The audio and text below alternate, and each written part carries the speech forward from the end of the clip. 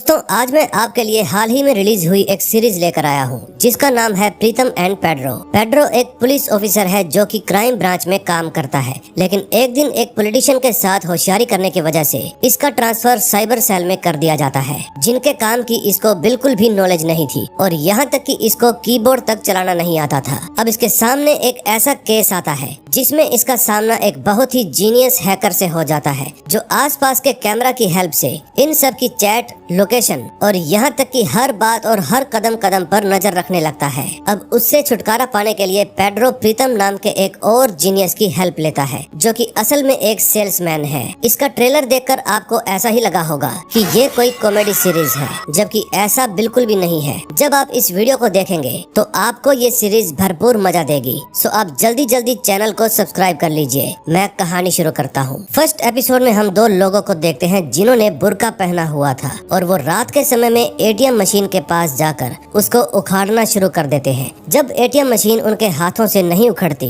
तो उनका तीसरा साथी वहाँ पर गाड़ी लेकर पहुँच जाता है। फिर वो गाड़ी से जंजीर बांधकर उस एटीएम मशीन को उखाड़ लेते हैं और अपने साथ ही ले जाते हैं। तभी एक भिखारी जो कि पास में ही सो रहा था, वो ये सब कुछ देख लेता है कि चार लोग मिलकर बुर्का पहनकर चोरी कर रहे हैं। अगले सीन में हम देखते हैं एक लड़का एक बुजुर्ग आदमी को लेकर पुलिस स्टेशन में जाता है। इस लड़के का नाम है प्रीतम और ये अपने दादा के लिए रिपोर्ट दर्ज करवाने के लिए आया है। तभी कांस्टेबल दादा से पूछता है कि आपका क्या सामान चोरी हो गया। फिर दादा बताते हैं कि मेरी एक कैसेट थी जो चोरी हो गई है और उस कैसेट के अंदर मेरी पत्नी की रिकॉर्ड की हुई आवाज थी। फिर कांस्टेबल पूछता है कि अरे उसकी कीमत कितनी थी। दादाजी बताते हैं कि मैंने वो 19वीं सदी में खरीदी थी, तब उसकी कीमत 500 रुपए थी। फिर कांस्टेबल थोड़ा हिचकिचाकर कहता है कि यहाँ पर तो पूरा का पूरा एटीएम ही चोरी हो गया है और आप 500 रुपए के पीछे पड़े हो। फिर कांस्टेबल उन दोनों को वहाँ से भगा देता है। प्रीतम अपने दादा को टैक्सी में बिठाता है और वहाँ से उनको घर पर भेज देता है। फिर दादाजी के जाने के बाद प्रीतम दोबारा से अपनी टाई ढीली करके थाने के अंदर जाता है और कांस्टेबल से कहता है कि उसमें मेरी दादी की आवाज थी और मेरे दादा हर रोज सुबह उस आवाज को सुना करते थे ताकि उनको खुशी मिले। अब मुझे किसी भी कीमत पर वो टेप वापस चाहिए। आपका काम है उसे ढूंढना और जल्दी से ढूंढिए। लेकिन वो पुलिस वाला इस बार काफी ज्यादा गुस्से में आ जाता है और दूसरे पुलिस वाले से कहकर प्रीतम को हिरासत में ले लेता है। तभी वहाँ पर इंस्पेक्टर पेड्रो की एंट्री होती है। प्रीतम बार बार पेड्रो से विनती करता है कि मुझे छोड़ दीजिए क्योंकि मेरे दादाजी घर पर अकेले होंगे, लेकिन प्रीतम को चुप करवा दिया जाता है। तभी कांस्टेबल पेड्रो को बताता है कि इस भिखारी ने उन चारों को एटीएम ले जाते हुए देखा था। जिस समय कांस्टेबल और पेड्रो दोनों बातें कर रहे थे तो बीच में ही प्रीतम टप टप बोलने लगता है और इसी वजह से वो कांस्टेबल उसके ऊपर दोबारा से भड़क जाता है। फिर प्रीतम उन सभी से दावा करता है कि मैं आपको वो एटीएम ढूंढ कर दूंगा, बस मुझे इसके लिए एक कंप्यूटर चाहिए। अब ये बात सुनकर पेड्रो भी मान जाता है और तुरंत ही उसको लॉकअप से बाहर निकलवा लेता है। फिर पेड्रो प्रीतम का कॉलर पकड़ते हुए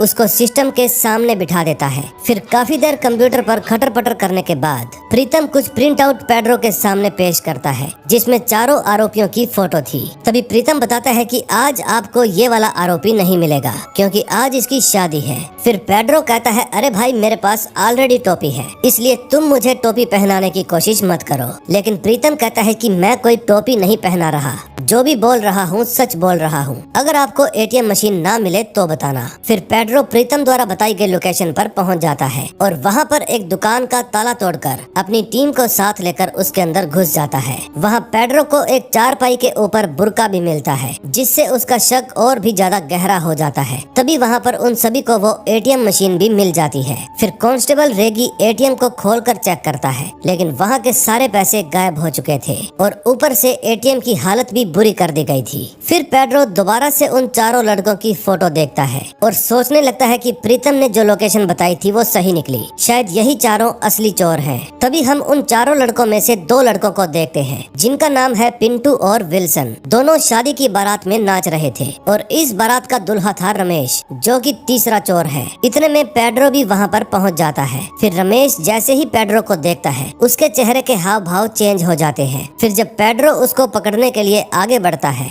तो रमेश, विल्सन और पिंटू तीनों ही वहाँ से भाग निकलते हैं, लेकिन पुलिस उनको चारों तरफ से घेर लेती है। इसी दौरान उनका चौथा साथी जिसका नाम संतोष था वो भी पकड़ा जाता है। फिर पेड्रो उन चारों को पकड़कर पुलिस स्टेशन में लेकर जाता है और लॉकअप में बंद कर देता है। फिर पेड्रो सबसे पहले प्रीतम से सवाल पूछता है कि आखिर तुमने इन सभी को ढूंढा कैसे, लेकिन प्रीतम कहता है कि मेरे पास समय नहीं है, मेरे दादाजी घर पर अकेले होंगे, इसलिए प्लीज मुझे जाने दो। फिर पेड्रो खुद प्रीतम को छोड़ने के लिए उसके घर पर जाता है, लेकिन रास्ते में दोनों ढेर सारी बातें करते हैं। पेड्रो बार बार यही सवाल पूछता है कि आखिर तुमने ये काम कैसे किया। फिर प्रीतम बताने लगता है भाई वो लोग चोरी करने के लिए आए हैं तो फोन का इस्तेमाल तो करेंगे ही ना, क्योंकि अक्सर चोर ऐसी बातें करते हैं, गाड़ी आगे लेकर आओ, पीछे लेकर आओ, अभी रुक जाओ, कोई आदमी आ रहा है, उसको जाने दो फिर आना। तो मैंने क्या किया, मैंने भी लोकेशन का पता चलने के बाद वहाँ जितने भी मोबाइल फोन एक्टिव थे उनमें से 4 ऐसे नंबरों को पकड़ लिया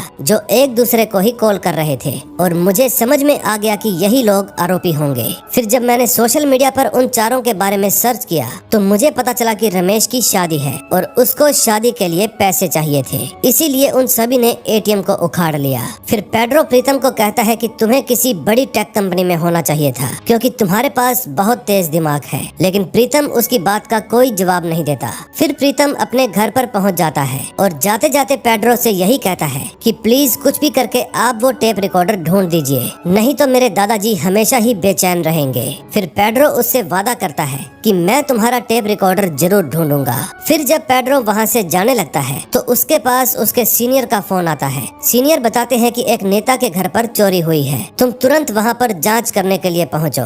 फिर पेड्रो तुरंत ही वहाँ पर जांच के लिए पहुँच जाता है और वहाँ पर जाकर पता चलता है कि मिनिस्टर साहब की पत्नी का फोन चोरी हो गया है। फिर पेड्रो वहाँ पर थ्योरी लगाता है कि जरूर मिनिस्टर की वाइफ ने वो फोन गलती से कहीं पर छोड़ दिया होगा या फिर उनसे कहीं पर गिर गया होगा। जरूरी थोड़ी है कि चोर ने ही वो फोन चोरी किया हो, क्योंकि घर के अंदर तो चारों तरफ सीसीटीवी कैमरे लगे हुए हैं और एक चोर इतनी बड़ी बेवकूफी तो कभी भी नहीं करेगा कि मिनिस्टर के घर में आकर एक फोन चोरी करके चला जाए। तभी वहाँ पर एक लड़का आता है जिसका नाम था विनी। अब पेड्रो विनी से पूछताछ करना चाहता था, लेकिन तभी मिनिस्टर का सेक्रेटरी मिनिस्टर के पास जाकर बताता है कि पेड्रो विनी से पूछताछ करना चाहता है। ये बात सुनने के बाद मिनिस्टर और उसकी वाइफ दोनों ही बाहर आते हैं और कहते हैं कि बच्चे से पूछताछ करने की कोई जरूरत नहीं, जो भी पूछताछ करनी है हमसे करो। और फिर वो दोनों सवालों के जवाब देने के लिए बैठ जाते हैं। तभी पेड्रो उनसे फोन के बारे में सवाल करता है, जैसे कि फोन का मॉडल कौन सा था और किस रंग का था। फिर सवाल पूछने के बाद वो उन दोनों से वादा करता है कि शाम तक चोर और वो फोन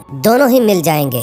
फिर पेड्रो मिनिस्टर के घर से वापस लौट जाता है और सीधा एक मोबाइल की दुकान पर जाता है और उसी मॉडल का सेम रंग का फोन खरीद लेता है। फिर पुलिस स्टेशन में पहुंचने के बाद पेड्रो रमेश को बुलाता है और उससे बातचीत करता है कि वैसे भी तुम जेल में जाने वाले हो, इसलिए एक चोरी हुई है, तुम सबके सामने मान लेना कि तुमने ही मिनिस्टर के घर में जाकर चोरी की है। और कमाल की बात तो ये थी कि रमेश मान भी जाता है, लेकिन वो अपनी एक शर्त रखता है कि जेल के अंदर मेरी खातिरदारी अच्छी होनी चाहिए, यानी कि मस्त मसालेदार खाना मिलना चाहिए। फिर पेड्रो उसकी ये बात भी मान जाता है। फिर पेड्रो उस चोर को लेकर मिनिस्टर के घर पर जाता है, लेकिन मिनिस्टर साहब तो अपनी पत्नी का फोन लाकर उसके सामने रख देते हैं और बताते हैं कि फोन तो घर में ही था। फिर वो पेड्रो पर गुस्सा करने लगता है कि ऐसी हरकतें करके तुम पब्लिक को बेवकूफ बना सकते हो, मुझे नहीं। फिर वो पेड्रो को उसका नया फोन वापस कर देता है और वहाँ से बेइज्जत करके भगा देता है। पेड्रो जब अपने घर पर पहुँचता है तो देखता है उसकी पत्नी गुस्से में अपने कमरे में सो रही थी।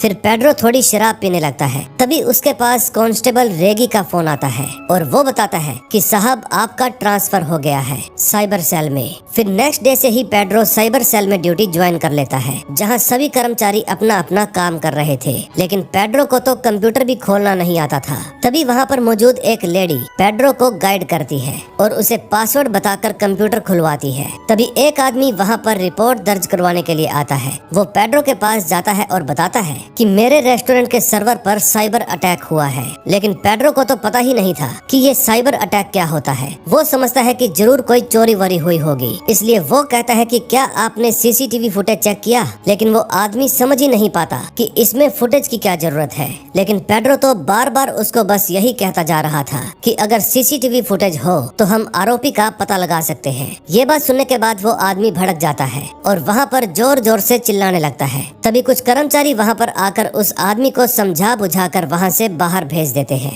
तभी जब पेड्रो के पास वही लेडी ऑफिसर आकर बैठती है तो पेड्रो उसको बताता है कि मेरा असली काम तो क्राइम ब्रांच में है, मुझे यहाँ के काम के बारे में कोई भी जानकारी नहीं। अब पेड्रो मायूस होकर बैठ जाता है और वहाँ पर काम कर रहे सभी ऑफिसर्स उसको अलग ही नजरिए से देखने लगते हैं। फिर पेड्रो अपने सीनियर के पास जाता है। सीनियर कहते हैं कि तुम एक अच्छे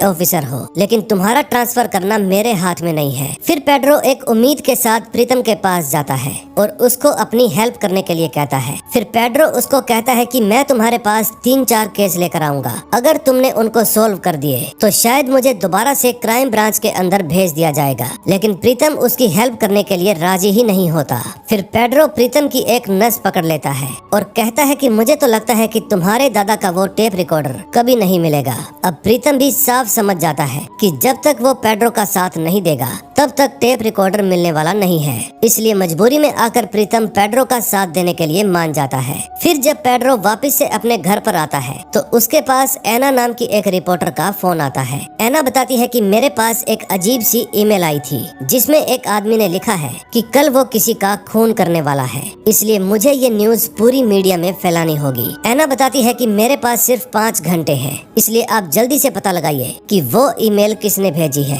फिर पेड्रो दोबारा से घर से बाहर निकल जाता है और ये देखकर पेड्रो की वाइफ हैरान हो जाती है कि अभी तो ये आया था, अब वापिस से कहाँ चला। तभी घर से बाहर निकलते ही पेड्रो प्रीतम के पास कॉल करता है और बताता है कि मेरे पास एक केस आया है कि एक प्रेमी अपनी प्रेमिका और उसके पति को मारने वाला है और उसके बाद वो खुद को भी खत्म कर लेगा। अगर तुम इस केस में मेरा साथ दोगे तो उन तीनों की ही जान बच सकती है। अब ये बात सुनते ही प्रीतम के मन में पूरा सीन क्रिएट हो जाता है कि एक आदमी टावर से कूद रहा है और एक बीच की उम्र का आदमी खून से लथपथ नीचे पड़ा है। फिर प्रीतम पेड्रो से पूछता है कि कहाँ पर आना है और पेड्रो उसको साइबर सेल में आने के लिए कहता है। अब नेक्स्ट एपिसोड में देखेंगे क्या होता है। सेकंड एपिसोड में हम देखते हैं प्रीतम साइबर सेल में पहुंच जाता है जहां पेड्रो दोबारा से एना से बात करता है और वो वाली ईमेल अपने पास फॉरवर्ड करने को कहता है जिससे उसके पास धमकी आई थी। फिर एना वो ईमेल भेज देती है। तभी प्रीतम बताता है कि मैं इस ईमेल की एक ट्रैकिंग आईडी भेजूंगा, उस आईडी को तुम उस आदमी के पास भेज देना। और एना बिल्कुल ऐसा ही करती है और उसके साथ एक मैसेज भी भेजती है कि मैं तुमसे कब मिल सकती हूँ। तभी हम उस आदमी को देखते हैं जिसका नाम कार्लोस था। कार्लोस बार में बैठकर एक लेटर लिख रहा था और ये लेटर वो एना के लिए ही लिख रहा था। फिर वो एना के पास एक ईमेल भेजता है जिसमें लिखा था कि मैं अपनी पत्नी और उसके प्रेमी को खत्म करके खुद की भी जान ले लूंगा और तुम्हारे लिए एक इन्वेलप रिसेप्शन पर छोड़ दूंगा। अब एना को ये न्यूज पूरे मीडिया में बतानी होगी। अब रिसेप्शन का नाम सुनते ही पेड्रो और प्रीतम को लगता है कि ये घटना होटल में ही होने वाली है और दोनों वहाँ से होटल के लिए निकल जाते हैं। तभी कार्लोस भी थोड़ी देर में होटल के रिसेप्शन पर पहुँच जाता है और वहाँ आकर रिसेप्शनिस्ट से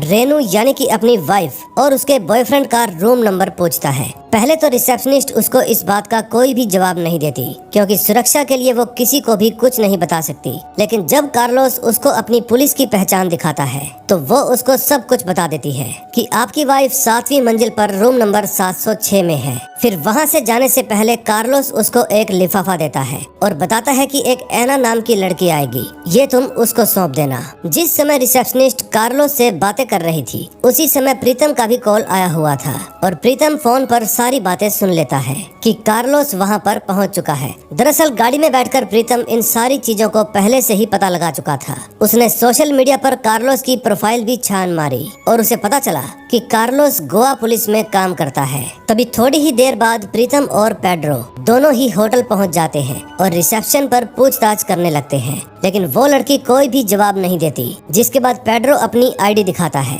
आईडी देखने के बाद वो लड़की सब कुछ बता देती है कि कार्लोस कौन से रूम में गया है। फिर वो दोनों कार्लोस के पीछे पीछे जाते हैं और लिफ्ट खराब होने की वजह से उन्हें मजबूरन सीढ़ियों से ही ऊपर जाना पड़ता है, जबकि कार्लोस तो लिफ्ट से ऊपर जा रहा था। तभी रिसेप्शन वाली लड़की तुरंत ही लिफ्ट में मौजूद वेटर को कॉल करती है। फिर वो लड़की उसे कार्लोस के बारे में भी बता देती है। फिर जैसे ही नेक्स्ट फ्लोर आता है, वो वेटर लिफ्ट से बाहर निकल जाता है, जिसके कारण कार्लोस को शक होने लगता है। लेकिन फिर वो 7वें फ्लोर पर चला जाता है और धीरे धीरे करके रूम नंबर 706 की तरफ बढ़ने लगता है। थोड़ी ही देर में वहाँ पर प्रीतम और पेड्रो दोनों ही पहुँच जाते हैं, लेकिन कार्लोस बिना कुछ सोचे समझे उन दोनों के ऊपर बंदूक तान देता है। फिर पेड्रो उसको समझाने की कोशिश करता है कि पुलिस की नौकरी होती ही ऐसी है, हम अपनी ड्यूटी के कारण अपनी फैमिली को टाइम ही नहीं दे पाते और टाइम न मिलने के कारण हमारे बीवी बच्चे हमसे दूर हो जाते हैं। लेकिन ये सब बातें सुनने के बावजूद कार्लोस उसकी एक भी बात नहीं मानता और फायरिंग करने लगता है। फिर वो जल्दी से रूम की तरफ बढ़ने लगता है, जिसका दरवाजा अंदर से ही लॉक था। फिर कार्लोस गोली मारकर दरवाजे का लॉक तोड़ देता है और खुद भी अंदर चला जाता है। इस समय अंदर कार्लोस की वाइफ रेनू अपने बॉयफ्रेंड के साथ मजे कर रही थी और ये देखकर कार्लोस तुरंत ही उसके ऊपर गन तान देता है ताकि दोनों को ही खत्म कर सके। लेकिन बाहर पेड्रो बार बार कार्लोस को समझा रहा था कि याद करो तुम्हारा एक बेटा भी है, अगर तुम दोनों ही मर जाओगे तो उसका ख्याल कौन रखेगा। अब ये बात सुनने के बाद कार्लोस भावुक हो जाता है और अपनी पत्नी की जान बख्श देता है और जाते जाते कहता है कि अब से तुम इस लोंडे के साथ ही रहो, मैं अपने बेटे के साथ जिंदगी बिता लूंगा। अब इस तरह से प्रीतम और पेड्रो दोनों मिलकर इस ना सोल्व होने वाले केस को सोल्व कर देते हैं। फिर पेड्रो प्रीतम को अपने घर पर लेकर जाता है, जहां उसकी पत्नी स्टेसी उससे बहुत ही नाराज थी। फिर स्टेसी बताती है कि आज हमारे बच्चे का जन्मदिन था, लेकिन साहब तो फिर भी घर पर लेट पहुंचे। फिर पेड्रो स्टेसी को बताता है कि आज एक डबल मर्डर केस आ गया था, बस मैं उसी को सोल्व करने के लिए गया था। अगर मैं बर्थडे के चक्कर में पड़ता तो 3 लोगों की जान चली जाती। लेकिन स्टेसी तो पेड्रो की एक भी बात नहीं मानती और उस पर चिल्लाने लगती है। इसी दौरान हमें पता चलता है कि स्टेसी एक ट्रॉमा से गुजर रही है और आज वो अपने बेटे लियो का बर्थडे सेलिब्रेट करना चाहती थी, जबकि लियो तो कई साल पहले ही मर चुका है। फिर पेड्रो उसको अपनी लाइफ में आगे बढ़ने के लिए समझाता है, लेकिन स्टेसी गुस्सा होकर वहाँ से चली जाती है। इस समय प्रीतम बाहर ही बैठा हुआ था, जो उनकी सारी बातें सुन रहा था। तभी नेक्स्ट डे हम फिर से साइबर सेल का सीन देखते हैं। पेड्रो अपने दिमाग में कुछ सोच रहा था और फिर वो फोन उठाकर स्टेसी को कॉल करने लगता है, लेकिन स्टेसी फोन रिसीव ही नहीं करती। फिर पेड्रो अपने काम में मन लगाने की कोशिश करता है, लेकिन उसके अंदर इस समय इतना गुस्सा था कि वो कीबोर्ड को वहीं पर फेंक कर बाहर चला जाता है। फिर बाहर जाने के बाद वो गुस्से में आकर प्रीतम के पास कॉल करता है और पूछता है जो कीबोर्ड में बटन होते हैं उनको लाइन वाइज क्यों नहीं लगाया गया, उनको फिट करने वाला कौन सा भूतिया था जिसने कीबोर्ड के बटन उल्टा पुल्टा फिक्स कर दिए।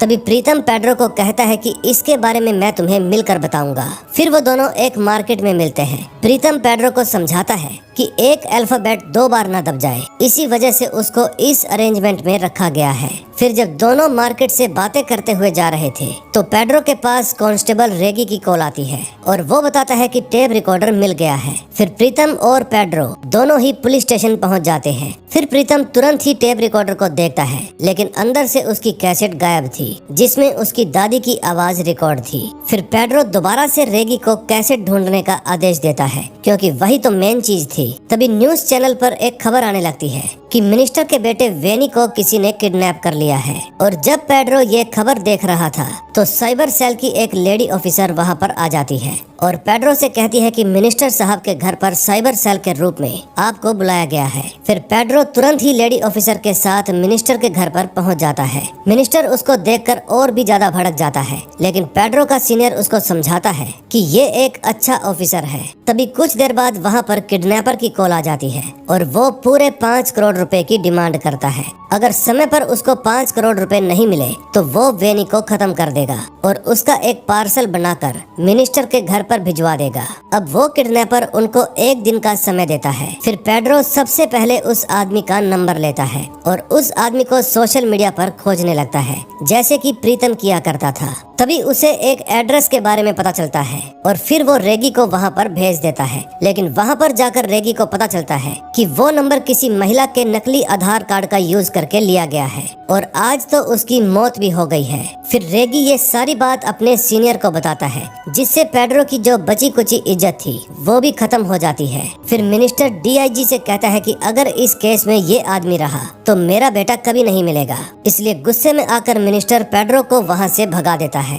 फिर पेड्रो जाते जाते एक बात बोलकर जाता है कि पुलिस को अपना काम करना अच्छे से आता है, लेकिन नेता लोग काम करने नहीं देते। फिर वो अपने सीनियर को कहता है कि मुझे साइबर क्राइम के बारे में कुछ भी नहीं पता और यहाँ तक कि मुझे कीबोर्ड भी चलाना नहीं आता, इसलिए वो नंबर ढूंढना मेरे बस की बात नहीं है। फिर पेड्रो का सीनियर उसको धमकाता है कि मैं तुम्हें सस्पेंड कर दूंगा, लेकिन पेड्रो एक आखिरी बार चांस मांगता है और कहता है कि ये केस मुझे अपने हिसाब से हैंडल करने दो, मैं जल्दी से जल्दी विनी को ढूंढ लूंगा। फिर जाते जाते पेड्रो कहता है कि मैं एक साइबर जीनियस का नंबर भेज रहा हूँ, अगर आप उससे अच्छे से बात करोगे तो वो आपके बेटे को चुटकियों में ढूंढ निकालेगा। और फिर पेड्रो वो नंबर देकर वहाँ से चला जाता है। फिर वो जैसे ही अपनी गाड़ी में बैठता है, मिनिस्टर का सेक्रेटरी पेड्रो के पास आता है और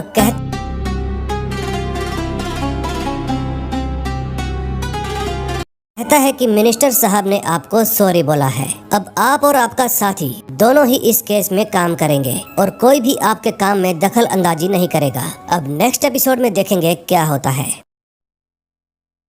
थर्ड एपिसोड में हम देखते हैं प्रीतम को लेकर पेड्रो मिनिस्टर के घर पहुंचता है। मिनिस्टर का सेक्रेटरी प्रीतम को पहचान लेता है और बताता है कि यह तो वैक्यूम क्लीनर बेचता है। प्रीतम भी इस बात से एग्री करता है कि वह एक सेल्समैन है। तभी थोड़ी ही देर में किडनैपर का कॉल दोबारा से मिनिस्टर के सेक्रेटरी साठे के पास आता है। इस बार फोन पेड्रो उठाता है। फोन उठाने से पहले प्रीतम उस नंबर को ट्रेस करने लगता है। तभी पेड्रो जानबूझकर उससे काफी ज्यादा लंबी बात करता है ताकि प्रीतम को कॉल ट्रेस करने के लिए समय मिल सके। कॉल के कट होने के बाद पेड्रो प्रीतम के पास आता है और पूछता है, नंबर मिला क्या? प्रीतम कहता है कि पहले और जमाना था जब फोन पर लंबी लंबी बातें करनी पड़ती थी, लेकिन आज का सिस्टम अलग है, नंबर से ही लोकेशन पता लग जाती है। अब पेड्रो को लग रहा था कि क्या मैं फालतू में ही बकबक कर रहा था। फिर प्रीतम बाहर आकर मिनिस्टर को समझाता है कि मैंने जिस नंबर से कॉल आया था, जैसे ही उसे ट्रेस किया तो मुझे उसी एरिया में उसी के साथ एक और नंबर भी एक्टिव मिला, जो कि शायद उस किडनैपर का पर्सनल नंबर होगा और अभी मैं उसी को फॉलो कर रहा हूँ। तभी थोड़ी देर में उस किडनैपर की लोकेशन एक जगह पर रुक जाती है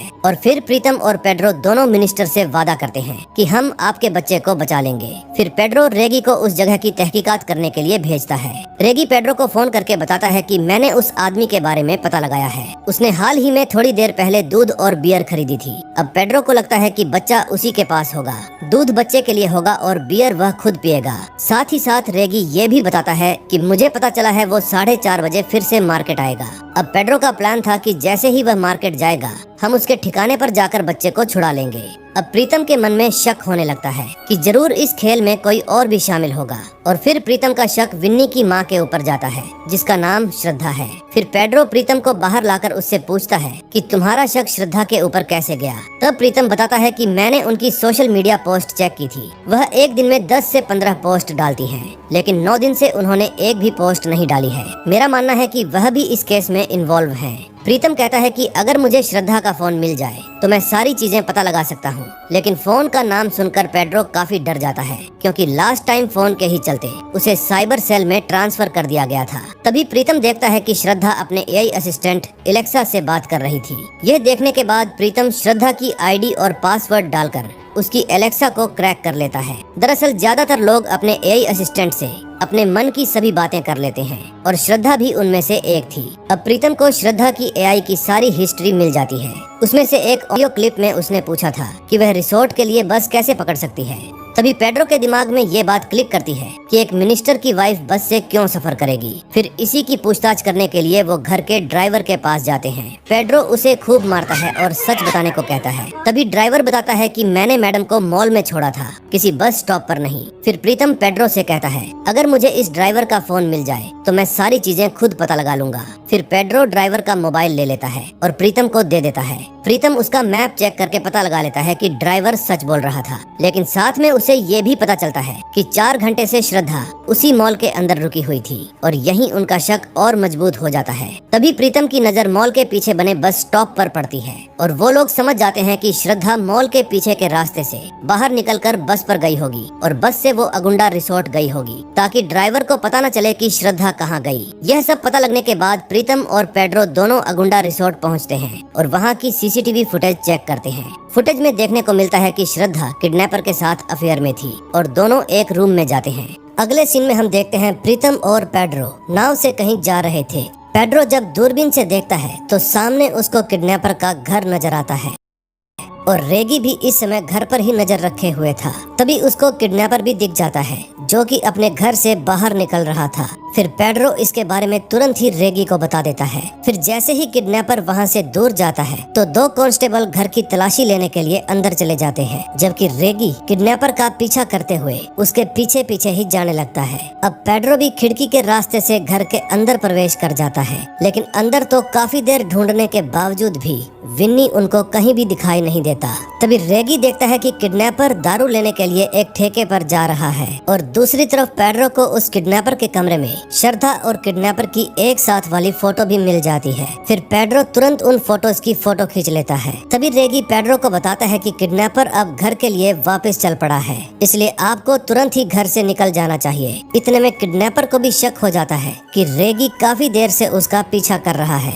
लेकिन रेगी बहाना बनाकर वहाँ से भाग जाता है। अब जिस समय किडनैपर अपने घर के अंदर जाता है तो पेड्रो उस समय भी घर के अंदर ही था और घर की तलाशी ले रहा था। फिर पेड्रो वहाँ से भागने के लिए बालकनी से नीचे कूद जाता है और किडनैपर को घर के अंदर कोई भी नहीं मिलता। अब ये बात जब मिनिस्टर को पता चलती है तो वो काफी ज्यादा गुस्सा हो जाता है। वो कहता है कि उस आदमी को तभी पकड़ लेना चाहिए था और मार मार कर उससे पूछताछ करनी चाहिए थी, लेकिन डीआईजी उसको समझाते हैं कि अगर हम उसे फोर्स करते तो उसके बाकी के साथी अलर्ट हो जाते, इससे विन्नी को नुकसान पहुंच सकता था। फिर वहां से वापस आने के बाद पेड्रो डायरेक्ट श्रद्धा के पास जाकर उससे पूछता है कि आपने अपने ही बच्चे को किडनैप क्यों करवाया। पहले तो श्रद्धा कोई भी जवाब नहीं देती, लेकिन जैसे ही पेड्रो उसको उसकी फोटो दिखाता है तो वो सारी बातें बताने लगती है कि वो किडनैपर पहले मेरा बॉयफ्रेंड हुआ करता था और फिर वो मुझे ये फोटो दिखाकर ब्लैकमेल करने लगा और हमेशा ही मुझसे पैसे मांगा करता था। फिर पेड्रो पूछता है कि आपकी उस रिजॉर्ट में उससे क्या क्या बातें हुई। फिर श्रद्धा उस दिन की सारी बातें बताने लगती है।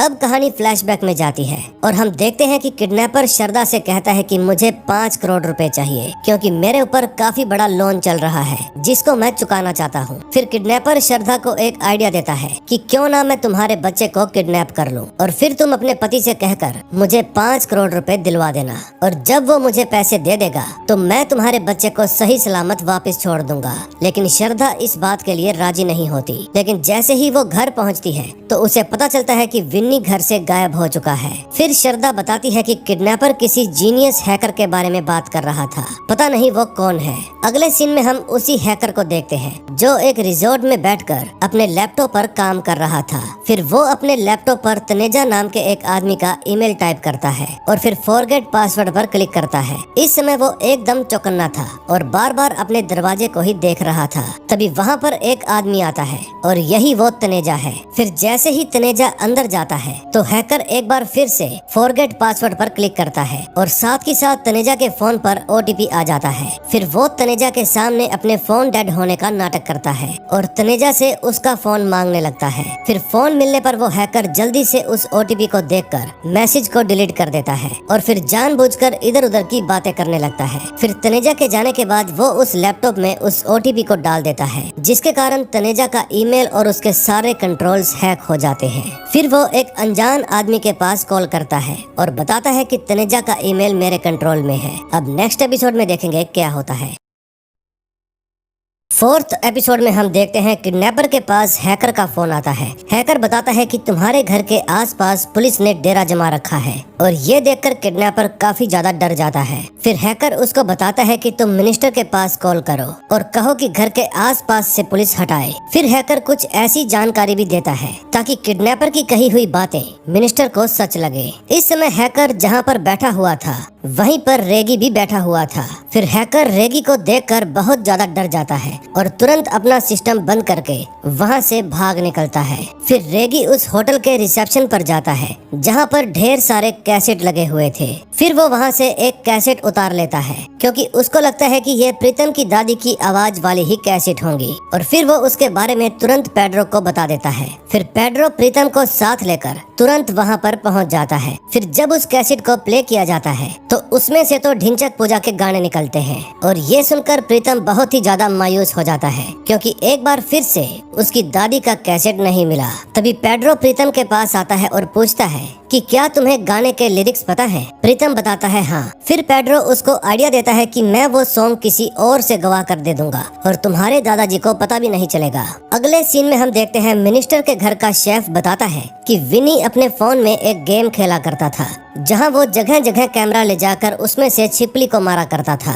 और यहीं से प्रीतम के दिमाग में अचानक से एक बात क्लिक करती है। फिर वो तुरंत विनी के वाईफाई हिस्ट्री चेक करता है और उसे पता चलता है कि रात को 10 बजे से लेकर सुबह 4 बजे तक विनी गेम खेला करता था और क्योंकि वो रात भर गेम खेलता था तो जरूर वो स्कूल में सोता होगा। फिर पेड्रो साठे के पास मैसेज करता है और पूछता है कि क्या विनी स्कूल में सोया करता था। साठे ये बात मिनिस्टर को बता देता है और मिनिस्टर तुरंत दोनों को बुलाता है कि उन दोनों को ये बात कैसे पता चली। फिर प्रीतम अपनी सारी थ्योरी बताता है कि वो गेम जो विनी खेला करता था उसके जरिए हैकर ने सब कुछ पता लगा लिया कि आपके घर में कहां कहां पर कैमरे लगे हुए हैं, इसीलिए वो उन कैमरों की नजर से बचते हुए आपके घर में आया और विनी को उठाकर ले गया। फिर प्रीतम विनी के कमरे में जाकर उसका लैपटॉप चेक करने की कोशिश करता है लेकिन उसको पासवर्ड नहीं पता था। फिर प्रीतम कई पासवर्ड ट्राई करता है लेकिन कोई भी काम नहीं करता। तभी प्रीतम को एक आइडिया आता है कि जरूर उसके दोस्त को पासवर्ड के बारे में पता होगा।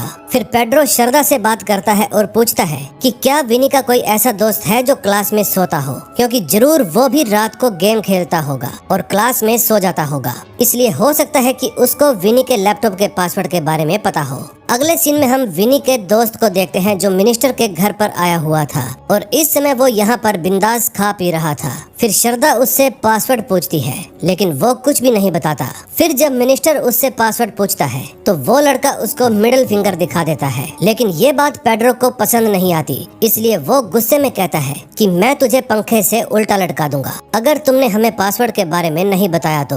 अब डर के मारे बच्चा पासवर्ड बता देता है। पासवर्ड पता लगने के बाद प्रीतम उस लैपटॉप को चेक करता है और पता लगाता है कि बिन्नी ब्लू व्हेल नाम की एक गेम खेला करता था जिसमें बच्चों को एक टास्क दिया जाता था। टास्क पूरा करने के लिए बच्चे कुछ भी करते थे। तभी पेड्रो को भी एक पुरानी याद आने लगती है कि कैसे उसका बेटा लियो कुएं के अंदर कूद गया था और उसकी याद आते ही वो काफी ज्यादा डर जाता है। तभी हम देखते हैं कि उस हैकर ने विनी के लैपटॉप को हैक किया हुआ था और विनी के कैमरे का एक्सेस भी हैकर के ही पास था, जिसके जरिए हैकर प्रीतम और उसकी सारी एक्टिविटी को फॉलो कर पा रहा था। तभी प्रीतम भी उस गेम के जरिए विनी के सारे टास्क देखने लगता है कि कैसे उसको मैनिपुलेट करके गेम के जरिए काम करवाया जा रहा था और विनी भी एक के बाद एक सारे टास्क पूरे कर रहा था। इसी टास्क के दौरान विनी ने श्रद्धा का भी फोन चोरी किया था। तभी श्रद्धा के फोन पर एक अननोन नंबर से कॉल आती है। दूसरी तरफ से हैकर बात कर रहा था। अब प्रीतम को भी पता चल जाता है कि हैकर इस समय उन सब पर नजर रखे हुए है, इसलिए वो जल्दी से लैपटॉप को बंद कर देता है। फिर हैकर कहता है कि लैपटॉप बंद करने से कुछ भी नहीं होगा, मिनिस्टर के घर की सभी चीजों का एक्सेस मेरे पास है। अब ये बात बोलकर हैकर सबके मन में दहशत फैला देता है। फिर हैकर प्रीतम से बात करवाने के लिए कहता है और श्रद्धा तुरंत प्रीतम के साथ बात करवाती है। अब प्रीतम इस कॉल को ट्रेस करने की भी कोशिश कर रहा था। तभी हैकर प्रीतम को चैलेंज देता है कि अगर तुम्हारे अंदर दम है तो तुम मेरी लोकेशन ढूंढ कर दिखाओ, क्योंकि प्रीतम के लैपटॉप पर उस हैकर की लोकेशन बार बार चेंज हो रही थी। फिर हैकर प्रीतम को कहता है कि तुम जहाँ पर बैठे हो तुम्हारे पीछे एक पेंटिंग लगी हुई है। ये जानने के बाद प्रीतम तुरंत ही वहाँ से लिविंग रूम में चला जाता है और हैकर से पूछता है अब बताओ मैं कहाँ पर हूँ। फिर हैकर बताता है कि तुम इस समय लिविंग रूम में हो। फिर प्रीतम वहीं पर सोफे पर बैठ जाता है, लेकिन इस बार हैकर कंफ्यूज हो जाता है और उसे पता ही नहीं चलता कि प्रीतम कहाँ पर है। फिर प्रीतम उससे पूछता है कि इस समय मेरा फोन कौन से हाथ में है, लेकिन इस बार हैकर उसको कोई भी जवाब नहीं दे पाता। फिर प्रीतम वो फोन पेड्रो को देता है और हैकर बताता है कि तुम्हारे सामने एक सर्टिफिकेट टंगा हुआ है। अब इसी बात पर प्रीतम समझ जाता है कि जरूर उस गेम की वजह से ही उसने पूरे घर को स्कैन कर रखा है और वाईफाई के हिसाब से ही वो पूरे के पूरे मूवमेंट को ट्रैक कर रहा है। फिर फोन काटने से पहले हैकर प्रीतम को कबीर साहनी के नाम से पुकारता है और ये नाम सुनने के बाद प्रीतम हैरान हो जाता है। तभी पेड्रो भी उसे घूर कर देखने लगता है। अगले सीन में हम देखते हैं घबराया हुआ प्रीतम वापस अपने घर लौट आता है और जल्दी से अपना सारा सामान पैक करने लगता है। दूसरी तरफ पेड्रो जब अपने घर पर पहुंचता है तो अपने बेटे लियो का लैपटॉप खोलता है और जब वो उसमें देखता है तो वहाँ वहाँ भी उसे ब्लू व्हेल नाम की एक गेम मिलती है। फिर जैसे ही वो उस गेम को खोलता है, उसका मन इतना ज्यादा डर जाता है कि वो अचानक से अपने लैपटॉप को बंद कर देता है और गुस्से में चिल्लाने लगता है कि उसने मेरे बेटे को मार डाला। दूसरी तरफ प्रीतम की नजर एक पेन ड्राइव पर पड़ती है। फिर जैसे ही वो पेन ड्राइव अपने लैपटॉप से कनेक्ट करता है, वैसे ही वो हैकर और प्रीतम दोनों एक दूसरे के साथ कनेक्ट हो जाते हैं। फिर हैकर प्रीतम से कहता है कि मैं तुम्हें कब से ढूंढ रहा था, तुम इस डार्क वेब से निकलने के बाद कहां पर गुम हो गए थे, तूने अपना शहर, आईडी सब कुछ बदल लिया। फिर हैकर तुरंत ही प्रीतम को कारवर बुलाता है और किसी से मिलने की बात करता है। फिर हैकर प्रीतम को एक वीडियो भी दिखाता है जिसमें हमें वही टावर दिखाई देता है जिसको हमने पहले भी देखा था। फिर हैकर उसको धमकी देता है, अगर कल तुम मिलने के लिए नहीं आए तो मैं विनी की लाश मिनिस्टर के घर पर पहुंचा दूंगा। अगले सीन में हम देखते हैं पेड्रो क्राइम ब्रांच में पहुंच जाता है और कबीर के बारे में सारी जानकारी निकालने लगता है। अब पेड्रो के सामने भी वही शहर आता है, कारवर, जिसके बाद पेड्रो प्रीतम के मोबाइल की लोकेशन ट्रैक करवाता है और पता चलता है कि प्रीतम कारवर वाले रास्ते पर ड्राइव कर रहा है। ये बात जानते ही पेड्रो भी तुरंत उसके पीछे निकल जाता है। दूसरी तरफ प्रीतम एक हॉस्पिटल में जाता है और अंदर जाने के बाद उसको अननोन नंबर से एक मैसेज आता है जिसमें उसको कहां पर आना है गाइड किया जा रहा था। फिर वो जल्दी से वहां पर पहुंच जाता है और वहां उसको एक रूम के अंदर आने को कहा जाता है। इस समय वो हैकर भी वहीं हॉस्पिटल में ही बैठा हुआ था और प्रीतम बिल्कुल उसके सामने से ही गुजरता है, लेकिन प्रीतम उसको देख नहीं पाता। फिर प्रीतम उस बुलाए गए रूम के अंदर जाता है जहाँ एक महिला एडमिट थी, उसका नाम नीना था और ये देखने के बाद प्रीतम मायूस होकर रोने लगता है। फिर जब हैकर वहाँ से जाने लगता है तो ठीक उसी समय पेड्रो भी हॉस्पिटल में पहुँच जाता है। तभी हैकर की नजर पेड्रो के ऊपर पड़ती है और वो हल्की सी मुस्कान देकर वहाँ से गायब हो जाता है। तभी प्रीतम भी उस रूम से बाहर निकलकर वहाँ से दौड़ते हुए बाहर जाने लगता है, लेकिन तभी सामने पेड्रो आ जाता है और दोनों एक दूसरे को देख लेते हैं। फिर पेड्रो प्रीतम को अपने घर पर लेकर जाता है और उससे उसकी सारी स्टोरी पूछता है। पेड्रो कहता है, बता तेरी कहानी क्या है और तू इतना बड़ा जीनियस होकर एक सेल्समैन बनकर क्यों घूम रहा है। फिर प्रीतम बिना बात घुमाए कहता है कि मैंने एक मर्डर किया है और ये बात सुनने के बाद पेड्रो का चेहरा सीरियस हो जाता है। अब नेक्स्ट एपिसोड में देखेंगे क्या होता है। 5th एपिसोड की शुरुआत फ्लैशबैक के साथ होती है। जब प्रीतम अपने कॉलेज में पढ़ा करता था, वो हर सुबह देर से ही उठा करता था और उठने के बाद जब वो घड़ी देखता था तो लेट होता हुआ देख वो दौड़ते हुए कॉलेज पहुंच जाता था। उसके कॉलेज में वही प्रोफेसर पढ़ाया करता था जो लाइट हाउस से गिरकर मर गया था। फिर वो प्रोफेसर प्रीतम पर गुस्सा करता है, लेकिन प्रीतम बहाना बनाते हुए कहता है कि मैं किसी काम से हॉस्पिटल गया था और वहीं से मैं दौड़ते हुए आ रहा हूँ। फिर प्रोफेसर कैलकुलेशन करता है और प्रीतम के फोन को चेक करता है जिसमें उसने सिर्फ 207 स्टेप ही चले थे। ये देख वो समझ जाता है कि प्रीतम झूठ बोल रहा है। अब इस बात पर प्रीतम की पूरी क्लास के सामने बेइज्जती हो जाती है और गुस्से में आकर प्रीतम क्लास से बाहर चला जाता है और फिर घर आकर खूब शराब पीता है। लेकिन फिर वो अपनी स्किल का मिसयूज करता है और इंटरनेट पर से प्रोफेसर की लाइफ के बारे में रिसर्च करने लगता है। तभी उसके हाथ प्रोफेसर की एक फोटो लगती है जिसमें वो किसी लड़की के साथ इंटीमेट हो रहा था। फिर वो तुरंत ही उस फोटो को डाउनलोड कर लेता है और फिर उसको सोशल मीडिया पर पब्लिक कर देता है। और इतना ही नहीं, वो उस फोटो को प्रोफेसर की वाइफ नीना के पास भी भेज देता है। फिर नेक्स्ट डे जब प्रोफेसर कॉलेज जाता है तो देखता है कॉलेज के प्रोजेक्टर में प्रोफेसर और एक लड़की की फोटो लगी है और ये देखकर प्रोफेसर बहुत ही शर्मिंदा हो जाता है। फिर वो अपने घर वापस लौट जाता है, लेकिन वहाँ पर नीना भी उससे नाराज हो जाती है क्योंकि नीना को भी सब कुछ पता चल गया था। अब प्रोफेसर इस शर्मिंदगी को सहन नहीं कर पाता और टावर से कूदकर अपनी जान दे देता है। अब प्रीतम को यही गम खाया जा रहा था कि उसकी वजह से एक आदमी मारा गया। प्रेजेंट में पेड्रो को जब ये कहानी पता चलती है तो वो उसको हिम्मत देता है कि पुरानी बातें भूल जाओ, फिलहाल हमें विन्नी के किडनैपर्स को ढूंढना है। फिर वो बताता है कि मेरे बेटे लियो ने भी वही ब्लू व्हेल गेम खेली थी और उसे भी आखिरी टास्क यही मिला था कि वो कुएं में छलांग लगा दे। कुएं में कूदते वक्त मेरा बेटा यही सोचता रहा कि मेरे पापा एक पुलिस वाले हैं, वो मुझे कुएं में कूदकर बचा लेंगे। और यही सोचता सोचता वो मासूम सा बच्चा कुएं में छलांग लगा गया। भले ही मैं अपने बेटे को तो नहीं बचा पाया, लेकिन मैं विन्नी को जरूर बचाऊंगा और मुझे ये भी पता लगाना है कि आखिर ये हैकर तुम्हारे पीछे क्यों पड़ा है। फिर प्रोफेसर के बारे में और पता करने के लिए प्रीतम इंटरनेट पर सर्च करता है, जहां उसे पता चलता है कि प्रोफेसर का एक बेटा भी था। अब उसको समझ में आ जाता है कि वो हैकर उसी प्रोफेसर का बेटा होगा जो कि प्रीतम से बदला लेना चाहता है। तभी किडनैपर के पास हैकर का फोन आता है और हैकर कहता है कि अब वो बच्चा मैं तुम्हें नहीं दूंगा। ये बात सुनते ही किडनैपर बहुत ज्यादा डर जाता है। फिर वो बार बार कहता है कि तुम ऐसा नहीं कर सकते, लेकिन हैकर मुस्कुराते हुए फोन काट देता है। फोन काटने के बाद हैकर साठे के मोबाइल पर कॉल करता है और बताता है तुम्हारा बेटा वेनी मेरे कब्जे में है। लेकिन मिनिस्टर उससे पूछता है कि मैं कैसे विश्वास करूं कि मेरा बेटा तुम्हारे कब्जे में है, जबकि कोई और तो ये दावा कर रहा है कि मेरा बेटा उसके कब्जे में है। फिर हैकर वेनी की एक फोटो श्रद्धा के फोन पर सेंड कर देता है, जिसमें वेनी की एक उंगली कटी हुई थी। हैकर बताता है कि तुम्हारा बेटा बार बार मुझे मिडिल फिंगर दिखा रहा था, इसलिए मैंने उसकी प्रॉब्लम हमेशा के लिए सॉल्व कर दी। मैंने उसकी उंगली ही काट दी। ये देखकर सभी लोग बहुत ज्यादा डर जाते हैं। फिर हैकर कहता है कि मैं लोकेशन भेजूंगा, उसी लोकेशन पर तुम्हें पैसे भेजने होंगे और वो पैसे सिर्फ प्रीतम ही लेकर आएगा। फिर पैसों का बैग तैयार कर दिया जाता है। फिर हैकर को फंसाने के लिए एक गार्ड का मोबाइल भी उसमें डाल दिया जाता है। फिर पेड्रो प्रीतम को जाते हुए समझाता है कि तुम्हें अपने साथ कुछ हथियार भी रखना चाहिए, इसलिए वो उसे अपनी गन दे देता है, क्योंकि वो हैकर प्रीतम से बदला लेना चाहता था और हो सकता है कि वो प्रीतम को मार डाले। थोड़ी ही देर में प्रीतम उस लोकेशन पर पहुंच जाता है। लोकेशन एक ब्रिज की थी। तभी वहां पर एक नाव आती है और वो हैकर उसी नाव में बैठा हुआ था। फिर हैकर पुल के ऊपर आता है और दोनों एक दूसरे को घूरने लगते हैं। फिर दोनों के बीच फाइट होने लगती है। फिर हैकर लगातार प्रीतम को खूब मारता है, जबकि प्रीतम कोई भी जवाबी हमला नहीं करता।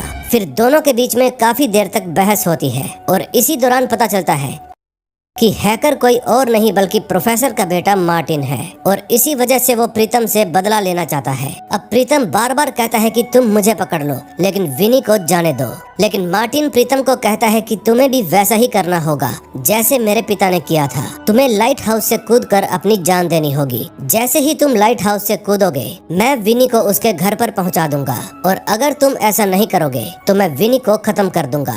फिर मार्टिन जाकर पैसों वाला बैग चेक करता है और ऊपर वाली चैन में उसको गार्ड का मोबाइल मिलता है। फिर वो उस फोन को पानी में ही फेंक देता है। फिर मार्टिन जाने से पहले प्रीतम को वहीं पर बेहोश कर देता है और उसके फोन को निकालकर पेड्रो के पास मैसेज भेजता है, जिसमें मार्टिन ने लिखा था कि विनी मुझे मिल गया है। अब साठे के मोबाइल की लोकेशन भी ट्रैक की जाती है, क्योंकि उसका भी फोन बैग के ही अंदर था। फिर पेड्रो रेगी को भी उस गाड़ी के पीछे लगा देता है। रेगी बहुत ही चालाकी से मार्टिन का पीछा कर रहा था। तभी थोड़ी देर बाद जब प्रीतम को होश आता है तो वो देखता है कि वहाँ से बैग और मार्टिन दोनों ही गायब हो चुके हैं। अगले सीन में हम देखते हैं पेड्रो जब प्रीतम का मोबाइल ट्रैक कर रहा था तो प्रीतम उसी की तरफ आ रहा था। जब उसकी गाड़ी वहाँ पर पहुँचती है तो वो देखता है कि गाड़ी को कोई और ही आदमी ड्राइव कर रहा था, जिसमें वो फोन भी रखा हुआ था। इस आदमी को कहा गया था कि ये गाड़ी इस पते पर पहुंचा दो और तुम्हें तुम्हारे ड्राइवरी के पैसे वहीं पर मिल जाएंगे। दूसरी तरफ मार्टिन एक रूम के अंदर जाता है। दूसरी तरफ प्रीतम भी घायल हालत में मिनिस्टर के घर पर पहुंच जाता है।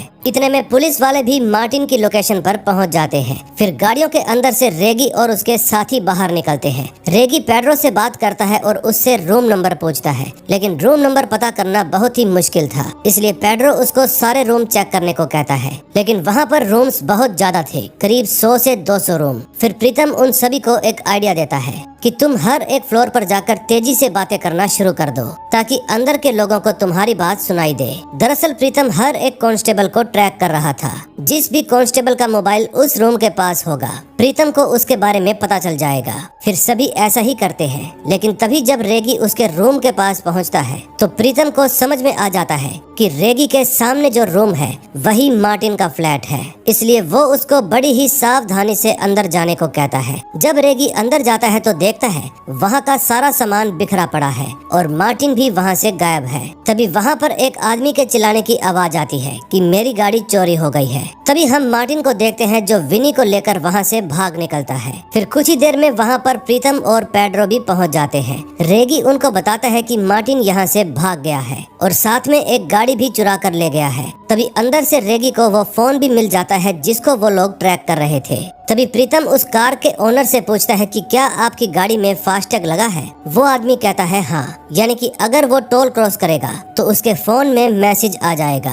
फिर जैसे ही मार्टिन टोल क्रॉस करता है उसके फोन में मैसेज आ जाता है और फिर सभी लोग गाड़ी में बैठकर उसको पकड़ने के लिए निकल जाते हैं। काफी दूर जाने के बाद उन सभी को वो लाल रंग की गाड़ी मिल जाती है जिसमें मार्टिन भाग रहा था। अब मार्टिन गाड़ी को छोड़कर एक बस में बैठकर बेंगलुरु की तरफ जाने लगता है। फिर प्रीतम अपना दिमाग लगाता है और किसी तरह से उस बस तक भी पहुंच जाता है, लेकिन जब बस रुकवाई जाती है तो वहां पर मार्टिन मिलता ही नहीं। फिर प्रीतम एक नंबर पर कॉल करता है जो कि एक बुढ़िया के पास था। प्रीतम तुरंत ही उसका मोबाइल लेता है और उसमें देखता है तो उसमें विनी की फोटो थी, जिसको देखकर पता चलता है कि विनी की एक और उंगली काट दी गई है। ये देखकर प्रीतम काफी ज्यादा डर जाता है। फिर पेड्रो इसके बारे में तुरंत ही डीआईजी को बताता है, लेकिन तभी पेड्रो को एहसास होता है कि मार्टिन उसकी हर एक बात सुन रहा है, यानी कि गाड़ी उसी के कंट्रोल में है। इसलिए वो गाड़ी से निकलकर प्रीतम से दूर जाकर बात करता है और उसे विश्वास दिलाता है कि अगर तुम खुद की जान लेने के लिए तैयार हो जाओगे तो तुम्हारी मौत का नजारा देखने के लिए मार्टिन जरूर आएगा। और इसी के साथ 5वें एपिसोड का भी एंड हो जाता है। अब लास्ट एपिसोड में देखेंगे क्या होता है। 6th एपिसोड में प्रीतम और पेड्रो दोनों एक प्लान बनाते हैं और मार्टिन को सुनाने के लिए जानबूझकर कुछ बातें बोलते हैं। पेड्रो कहता है कि मैं ये केस छोड़कर पार्टी करने के लिए जा रहा हूँ, जबकि प्रीतम कहता है कि मैं अपनी जान बचाने के लिए विनी की जान जरूर बचाऊंगा, इसलिए मैं टावर के ऊपर से कूदने के लिए जा रहा हूँ। तभी पेड्रो अपने सभी साथियों के मोबाइल एक कांस्टेबल को दे देता है ताकि ऐसा दिखा सके कि सभी पुलिस वाले एक जगह पर बैठकर पार्टी कर रहे हैं, लेकिन वो सभी टावर के आसपास जाकर छिप जाते हैं। तभी पेड्रो उस फोटो में से एक चीज नोटिस करता है कि जब पहली बार पेड्रो विनी से मिला था तो उसके हाथ में जलने का एक निशान था और ये फोटो देखने पर लग रहा था कि वहाँ पर तो कोई निशान ही नहीं है। फिर वो ये बात तुरंत प्रीतम को बताता है। प्रीतम भी समझ जाता है कि हो सकता है ये फोटो एआई जनरेटेड हो। इस समय ये दोनों आपस में वॉकी टॉकी से बात कर रहे थे ताकि कोई भी इनकी कॉल को ट्रेस ना कर सके। अब प्रीतम को लगता है कि हो सकता है विनी घर से बाहर गया ही ना हो, क्योंकि इन्वेस्टिगेशन के दौरान गार्ड ने बताया था कि विनी घर से निकला ही नहीं था।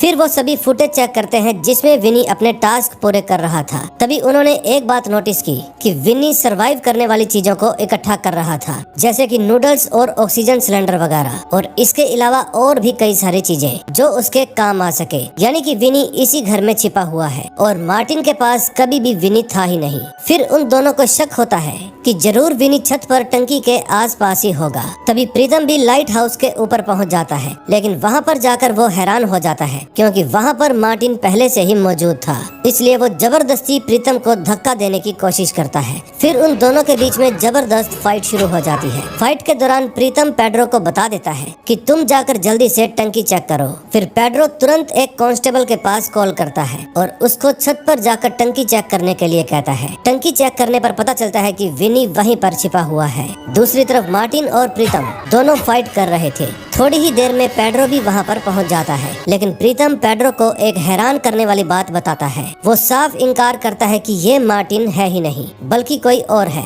अब पेड्रो ने भी मार्टिन को कभी नहीं देखा था, इसलिए वो प्रीतम की बातों पर विश्वास कर लेता है और फिर मार्टिन वहां से चला जाता है। दूसरी तरफ विनी का इलाज चल रहा था। तभी श्रद्धा के फोन पर एक प्राइवेट नंबर से कॉल आती है और जब वो बाहर बात करने के लिए जाती है तो देखती है उसके सामने किडनैपर है जो दोबारा से श्रद्धा को ब्लैकमेल करने की कोशिश करता है कि अगर तुमने मुझे पैसे नहीं दिए तो मैं वो सारे फोटोज लीक कर दूंगा। दूसरी तरफ पेड्रो को भी पहले से ही पता था कि जिस आदमी को उसने अभी अभी छोड़ा है वो मार्टिन ही था। फिर वो प्रीतम से पूछता है कि आखिर तुमने उसको क्यों जाने दिया। प्रीतम बताता है कि वो पहले ऐसा बिल्कुल भी नहीं था, बल्कि मेरी ही गलती की वजह से वो ऐसा बन गया। अब मुझे पूरा विश्वास है कि वो आगे से ऐसा कभी नहीं करेगा। अगले सीन में हम देखते हैं मिनिस्टर अपने घर पर एक कॉन्फ्रेंस रखता है और मीडिया के सामने बताने लगता है कि मेरा बेटा मिल गया है, और फिर वो सारा का सारा श्रेय एक कांस्टेबल को दे देता है जो घर में बैठकर सिर्फ नाश्ता पानी ही कर रहा था। ये देखकर पेड्रो और प्रीतम को बहुत ही बुरा लगता है, जबकि असली हकदार तो वो दोनों ही थे। फिर दोनों मायूसी से भरकर वहाँ से लौट जाते हैं। तभी श्रद्धा उन दोनों के पास कॉल करती है और उनसे हेल्प मांगती है कि अभी भी किडनैपर मुझे ब्लैकमेल करने की कोशिश कर रहा है। फिर प्रीतम कहता है आप चिंता मत कीजिए, मैं इस केस को जल्दी ही सॉल्व कर दूंगा। तभी रात को जब सभी लोग टीवी देख रहे थे तो वही रिपोर्टर रिपोर्टर एना श्रद्धा की फोटो किसी स्पोर्ट्स मिनिस्टर के साथ टीवी पर दिखा देती है। फिर मिनिस्टर लाइव आकर बताते हैं कि वो श्रद्धा के साथ कभी ऐसी पोजीशन में था ही नहीं। थोड़ी ही देर बाद एना के पास दूसरी खबर आती है जिसमें श्रद्धा की एक और फोटो थी और उस फोटो में वो संजय दत्त के साथ थी। फिर संजय दत्त भी लाइव आकर बताते हैं कि साला मैं कब इसके साथ रिलेशन में आया। अब ये सब कुछ किडनैपर भी देख लेता है और उसको कंफ्यूजन होने लगती है कि ये सब कौन कर रहा है। थोड़ी ही देर में प्रीतम और पेड्रो उस किडनैपर के पास पहुंच जाते हैं और उसको अरेस्ट कर लेते हैं। फिर ये सब देखने के बाद श्रद्धा बहुत ही खुश होती है क्योंकि उसके ऊपर लगाए गए सारे इल्जाम खारिज हो चुके थे। फिर वो प्रीतम से थैंक यू कहती है क्योंकि प्रीतम ने उस फोटो वाले आदमी को AI से रिप्लेस कर दिया था। फिर जब पेड्रो प्रीतम को साथ लेकर अपने घर पर जाता है तो उसके पास उसकी वाइफ स्टेसी का फोन आता है और वो बताती है कि तुमने कितना बहादुरी का काम किया है। लेकिन पेड्रो को ये समझ में नहीं आता कि इसको कैसे पता चला। फिर वो पूछता है कि तुम्हें किसने बताया। स्टेसी बताती है कि तुम्हारे साइबर सेल में एक लड़का काम करता है, उसी ने मुझे सब कुछ बताया था। यानी कि प्रीतम ने स्टेसी को सब कुछ बता दिया था और स्टेसी उसके काम से बहुत ज्यादा खुश भी थी। फिर वो एक गाना रिकॉर्ड करके उसके पास भेजती है। जब प्रीतम उस गाने को सुनता है तो ये वही गाना था जो उसकी दादी ने कैसेट के अंदर रिकॉर्ड किया था। दूसरी तरफ मार्टिन जब अपने पिता की कब्र के पास जाता है तो काफी देर तक वो वहाँ पर बैठा रहता है, जिसके बाद वो श्रद्धा के पास एक कॉल करता है और बताता है कि मैंने जो भी पैसे लिए थे वो थोड़ी देर बाद आपके घर पर पहुंच जाएंगे और आप ये बात प्रीतम को जरूर बता देना। दूसरी तरफ प्रीतम उस गाने को लेकर अपने दादाजी के पास जाता है और प्ले कर देता है। फिर उसके दादाजी ये गाना सुनकर बहुत ही ज्यादा भावुक हो जाते हैं और रोने लगते हैं। वो बिल्कुल भी जजमेंट नहीं कर पाते कि ये उनकी वाइफ की आवाज वाला गाना नहीं है। अगले सीन में हम देखते हैं साइबर सेल में एक इन्फ्लुएंसर लड़की आती है और पेड्रो के सामने अजीब अजीब तरह की हरकतें करने लगती है। फिर पेड्रो उन सब से परेशान होकर दोबारा से प्रीतम के पास कॉल करता है और कहता है कि मुझे कुछ भी करके यहाँ से बाहर निकालो वरना मैं पागल हो जाऊंगा। भाई मुझे वापस से क्राइम ब्रांच में ही काम करना है। प्रीतम कहता है सब कुछ सेट है, मैंने पहले से ही सारा प्लान सेट कर दिया है और इसी के साथ इस सीरीज का एंड हो जाता है। दोस्तों उम्मीद करता हूँ आपको ये सीरीज पसंद आई होगी। अगर वीडियो पसंद आई हो तो वीडियो को लाइक करके चैनल को सब्सक्राइब कर दें। मैं मिलूंगा आपको ऐसी ही और इंटरेस्टिंग स्टोरी के साथ। तब तक के लिए टेक केयर, गुड बाय।